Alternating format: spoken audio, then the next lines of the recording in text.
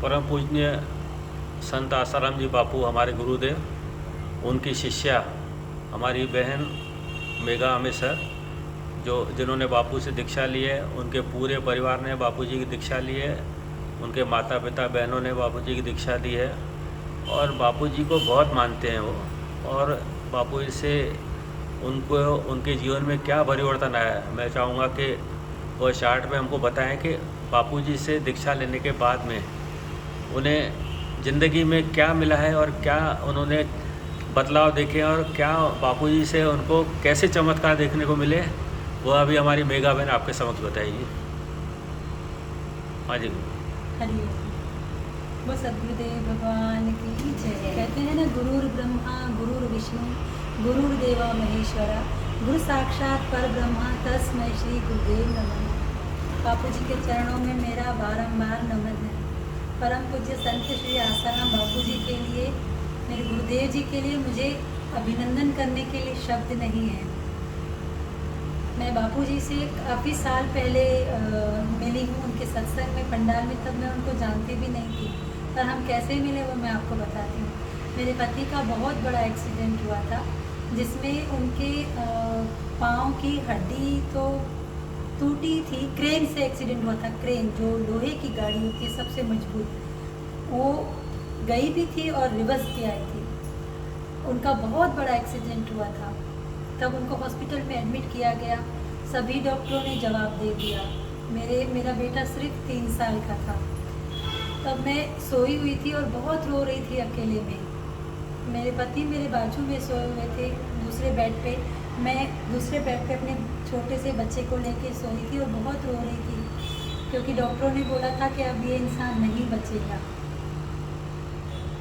तब तो हमारी मम्मी जो दीक्षित हैं बापू जी की, उन्होंने मुझे बापू जी का एक फ़ोटो दिया था छोटा सा, और बोला योगिता भरोसा रख, भगवान है। मैं बापू जी की फ़ोटो को देख रही थी और तभी मैंने दीक्षा भी नहीं ली थी ना।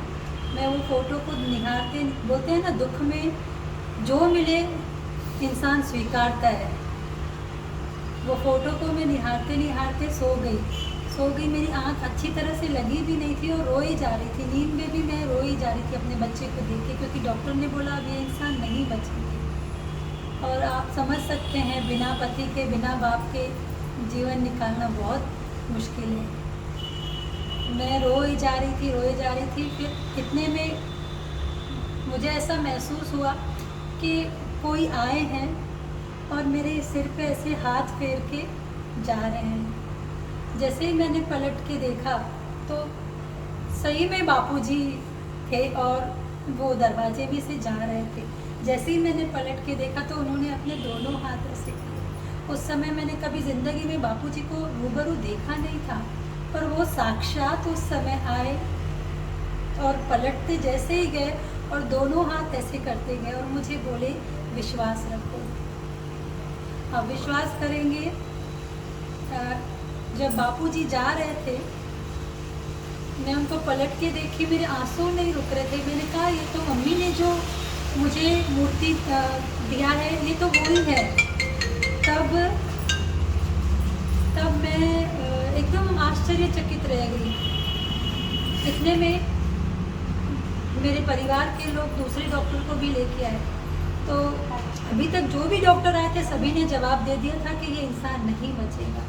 फिर जो डॉक्टर साहब लेके आए, वो डॉक्टर साहब ने बोला कि मेघा, मैं भरोसा तो नहीं देता हूँ, पर विश्वास आपको जिस पे है उनसे प्रार्थना करना, क्योंकि मैं इलाज करूँगा, मैं दवा करूँगा, आप दुआ करो।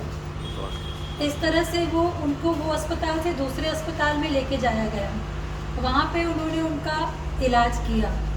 उसमें भी 4 बड़े बड़े ऑपरेशन के बाद तक भी डॉक्टर साहब ने बोला कि मैं अभी नहीं बोल सकता कि इंसान बचेगा। अंत में मुझे बोला गया कि या तो इनका पाँव काटना पड़ेगा, या मैं इंसान बचाऊंगा या उसका पाँव बचाऊंगा। मैंने कहा आप उनका भले पाँव भी काट दीजिए, पर मुझे मेरे पति दे दीजिए। जैसे भी हो हम गुजारा कर लेंगे आपस में।